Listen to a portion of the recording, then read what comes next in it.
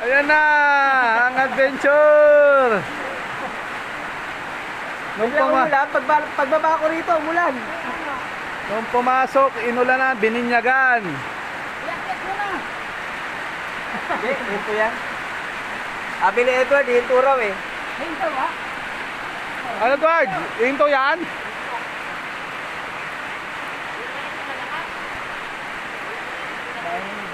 Ikarga na sana natin para konti lang bubuhatin mamaya. Kaya nga. Karga na natin? Para may akit na.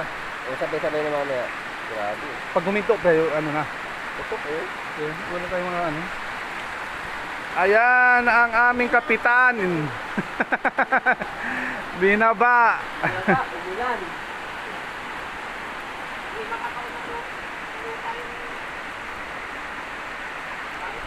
Tapos umulan, bininyagan. Ibig sabihin, blessing yan, ano?